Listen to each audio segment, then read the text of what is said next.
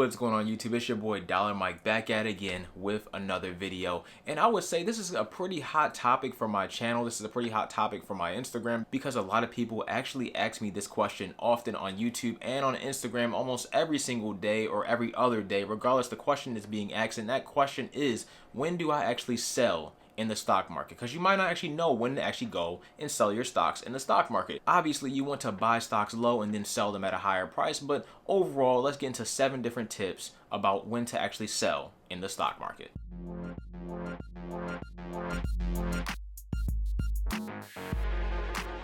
Before we jump into the video, as always, I would really appreciate it if you guys could drop a like on the video. It basically pushes the video out to more people so more people can see it. Also, hit that subscribe button. That'll keep you up to date on every single video I drop. You won't miss a beat if you hit that subscribe button, so thank you very much for that as well. And lastly, if you would actually like some free stocks, then make sure you check out my links down below. If you sign up with my Webull link, you'll get 2 free stocks with Webull. One when you first sign up and another one when you deposit your first $100. You'll get $10 if you go and sign up for M1 Finance to go towards your portfolio. You'll get another free stock if you sign up for Doe. On top of that, you'll get a free fractional share with Public, and the list just goes on. So make sure you check out those links down below. Get yourself some free stocks because it's free. So take advantage of that. Let's get into the video. So what's one of the best times and one of the first times that you might actually go and sell your stock in the stock market? And I always mention this on the channel. I always say be very goal oriented with life, and the stock market is really no different, and that's basically reaching your goals. So whatever you decide to set your goal to be when it comes to investing in stocks and you reach that goal, go ahead and take profits. You might want to go ahead and cash out all your profits, or you might want to just take part of your profits,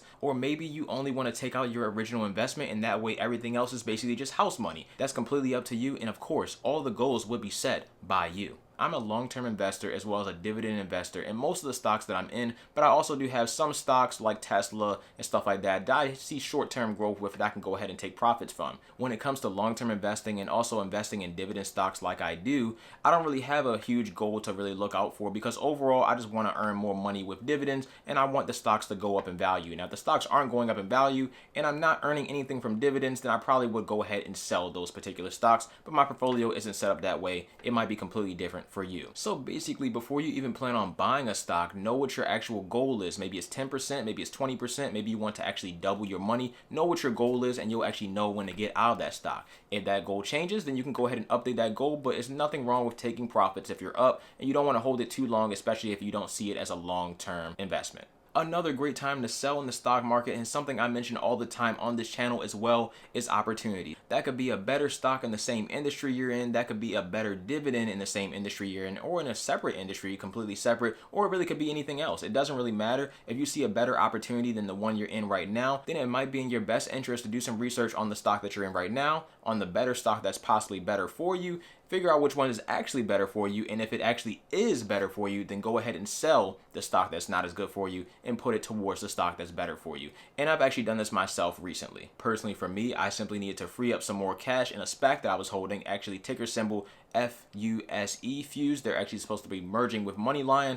I need to free up some cash because that stock wasn't moving, so I basically sold my position in Fuse, which you'll see in my upcoming dividend update. Hopefully you guys will get subscribed and watch those videos, but I sold my position in that and actually had that as cash to go and put towards a different stock or a different position or a different option or anything like that. It was better opportunities out there, especially when the market was down for the past, week and a half, 2 weeks ago. So definitely positions out there for me to go and take that money out of there where it's not moving at all, and it still hasn't moved to this day really, and put it somewhere else where I know the market's going up right now, like ticker symbol ZOM or Zomedica is actually doing pretty well right now. So if you put your money in that about a week ago, then you could easily get a nice little gain going right on up. My third thing I like to mention is definitely a great time to sell, and that's actually to limit your losses. Now, this has to be something that you think long and hard about as well, because nobody wants to take losses in the stock market. If you're taking losses, you're not making any money, but it might work out for you in your favor if you take a loss on one stock to go and make triple the profit on another stock. Either way, you need to limit your losses, and a great way to do that is actually set a goal, or basically set a trailing stop loss or something like that to basically limit the amount of money that you're willing to lose. So if you see your stock down 10%, 5%, 20%, 25%, whatever your risk tolerance is, you need to go ahead and sell that stock. But overall, you need to have some type of plan in place to let you know that, yeah, I'm going to keep holding this stock, either buying more of this stock when it's down, or just simply selling it at my 10% loss or whatever it may be. You definitely don't want to bet big on a losing stock, lose 80% of whatever you put in, and then try to go and take the money out 80, 90% down and go and put it towards something else hoping that it'll go up. That's not how you invest. That's not smart investing. That's 100% gambling your money. So you need to actually do the research on the stock that you're invested in. Find out what your goals for that stock is, whether it's long-term, short-term, dividends, anything like that. If it's for dividends, then you might not even care if the stock price goes down, because as long as they're still paying that dividend, that's all that really matters. And a lot of stocks in my portfolio are actually like that. But the whole point is you need to understand what you're invested in, and I mention that on the channel all the time as well. Either way, limit your losses. I don't know what your risk tolerance is, but you can let me know down in the comment section below. For me in particular, it changes depending on the stock. So something like Tesla, I don't plan on selling for maybe 5 years or something like that, maybe 10 years.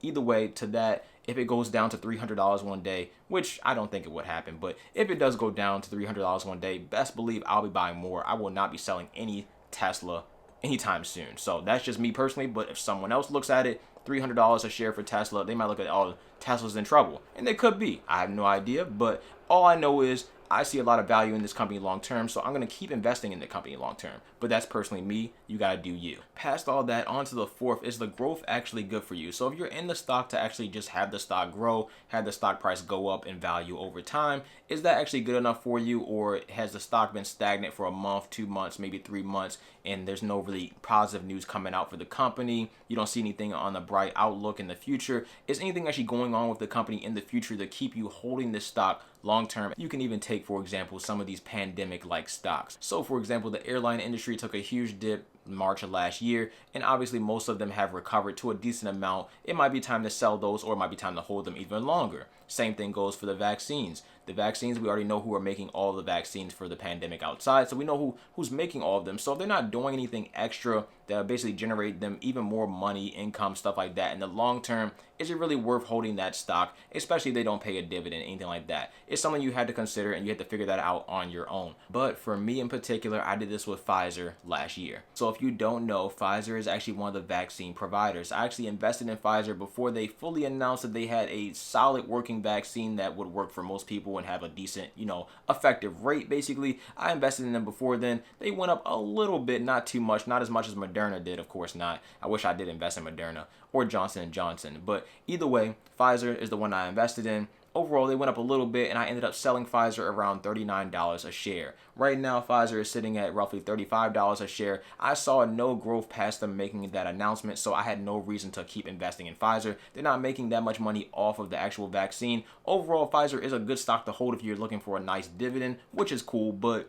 for me, I already have a lot of dividend stocks. My dividend portfolio is pretty good. I think it's pretty solid, but I didn't need Pfizer in there basically just holding the line. I didn't need that at all. Pfizer stock really doesn't move for me, and it really hasn't moved over the past couple of months. And if I kept holding Pfizer, obviously I would have lost money overall. So me making my decision to go ahead and sell Pfizer at about $39 a share last year was actually a great decision for me. I realized that there was no more growth with Pfizer past that announcement. I don't see anything else they have offered to the company basically that could make the stock price shoot up, especially compared to Moderna. So like I mentioned before, it was no reason for me to really be invested in them anymore. Past them making that vaccine announcement, I was good. That's all I really wanted, and that's all I really got. Let's move on to my fifth one. So sometimes you might look at your portfolio, you might look at a couple stocks or just one stock in particular, and you might be like, dang, I really love this company. I've been investing in this company for a long time. They're pretty big.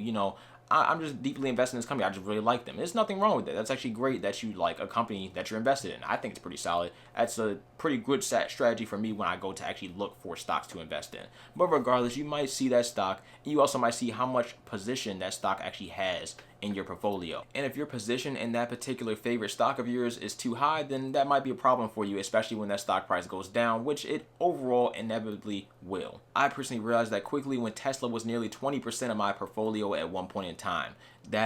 Now I'm saying it's unacceptable because it's not unacceptable. It's completely up to you how you invest. But overall for me, I didn't want to invest in one company and have that be 20% of my portfolio, because if Tesla crashes one day, like it's doing every other day now, then it's kind of a problem. And then, your portfolio go down. You might actually need that money. I personally don't, but you might actually need that money. And in that case, you can't go and cash out, or you can just cash out for a loss, which, like I said before, you don't want to do. The whole point of investing is to make money, not lose money. So overall, you might want to sell a little bit of that position while you're up in it. And in that way it won't be overweight when it comes to your actual overall portfolio value. So for me right now, across all of my investment portfolios, I don't want to have more than 10% of my money tied up in any single stock, because the way I see it is, you know, the more money tied up in one stock, if it goes ahead and crashes, then that's just more money I lose overall, and then I have to wait till it comes back up to actually get the money back or whatever. Either way, Tesla right now in my portfolio is sitting at roughly 12%, so I still have a little bit of work to do there. So basically when I put more money in, it probably won't go towards Tesla. I have a decent position in Tesla. I feel like it's very small. It's only 4.35 shares, but you know, some people don't really have that much. Some people have way more than I do. Some people have